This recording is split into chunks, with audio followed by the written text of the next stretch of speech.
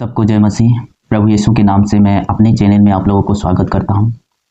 हम ये सीखे कि पाप कहां से होता है और पाप कहां से होकर कहां आता है और हमें पापी बनाता है। हम जाने मन से होकर शरीर में होकर आते हैं और हम सबको पापी बनाता है, क्योंकि हम मन में सोचकर पाप करते हैं, मन में सोचकर उस काम को करते हैं और पाप करते हैं और पापी होते हैं। लेकिन आज दुनिया में इस समय कुंभ मेला चल रहा है और उनमें लोग जाकर डुबकी लगा रहा है और सोच रहा है कि मेरा पाप धुल गया, मैं पापों से शुद्ध हो गया हूँ। यह अपना अपना एक विश्वास है, लेकिन आप लोग खुद एक बार सोच के देखिए, पाप क्या होता है, पाप कैसे होता है। पाप ये नहीं कि मुर्गा काट कर खाए, बकरी काट कर खाए, गाय काट कर खाए। पाप ये नहीं है। पाप ये क्यों नहीं है? इन जानवरों के बीच में परमेश्वर ने आत्मा नहीं दिया है, और जिस शरीर में आत्मा है वही पाप होता है। और आत्मा हमारे मनुष्य के बीच में परमेश्वर मनुष्य के शरीर में दिया है। इसलिए मनुष्य जो अनर्थकारी काम करे, परमेश्वर के विरोध में काम करे, तो वो हर एक काम पाप का काम होता है और उस काम को करके हम पापी होते हैं। और पहला पाप आदम ने किया, आज्ञा नहीं मानकर। तो हम परमेश्वर के कथन अनुसार नहीं चलेंगे तो तब हम पापी होंगे। अभी जो कुंभ मेला में लोग नहा रहे हैं और नहाकर हमारा पाप धुल गया, ऐसे मन में सोच रहा है, ये एकदम से गलत है। पाप हमारे शरीर में नहीं, पानी में जब नहाने से, पानी में डुबकी लगाने से शरीर धुलता है, लेकिन पाप नहीं धुलता। पाप हमारे मन में होता है।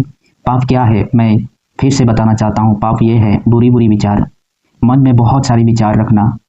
व्यभिचार, पति रहते हुए दूसरे पत्नी के साथ और पत्नी रहते दूसरे पति के साथ, जैसे बुरी काम करने वाला हर एक काम पाप होता है। व्यभिचार टीवी फिल्मों के द्वारा, मोबाइल के द्वारा करने वाले हर एक पाप व्यभिचार होते हैं।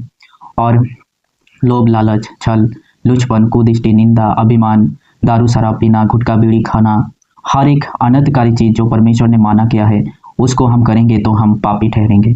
और वो चीज़ पहले हमारे मन में आता है कि मन में आएंगे तभी हम उस काम को करेंगे, और जो मन में आकर हम करते हैं उसी के द्वारा हम पापी होते हैं।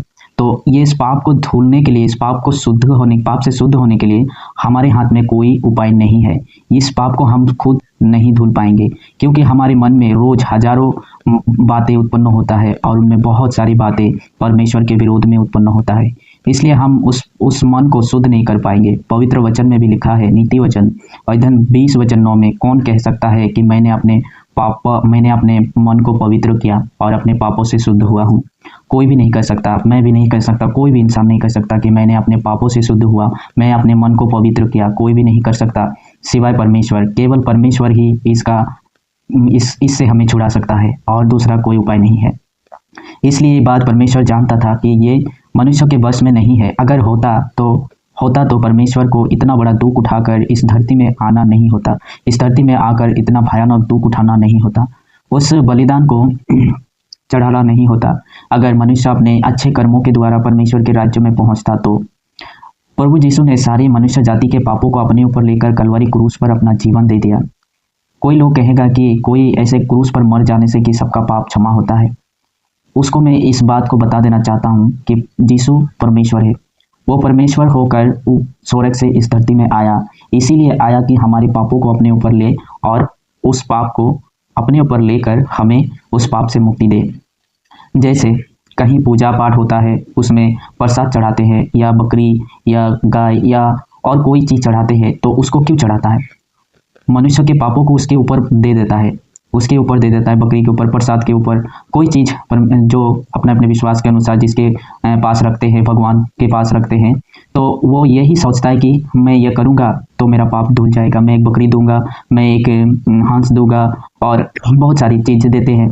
तो इसको देने का कारण क्या है कि मेरा पाप उस पर आएगा और उसको देने से परमेश्वर संतुष्ट होगा और मेरा पाप धुल जाएगा। तो जो कुछ आप लोग देते हैं, बकरी हो चाहे जो भी हो, वही चीज़ परमेश्वर बन गया हमारे लिए। जैसे बकरी को देने से, बकरी कुछ नहीं जानता है मुझे क्या करेगा क्या नहीं, वो चुपचाप रहता है, बाद में उसका गला काट कर उसका खून को वहाँ बहाया जाता है, मतलब खून से पाप क्षमा होता है।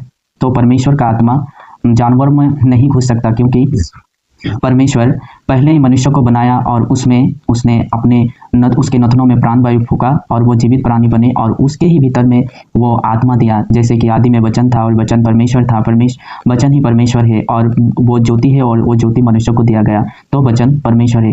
तो आत्मा परमेश्वर है और उस आत्मा को मनुष्य को दिया गया।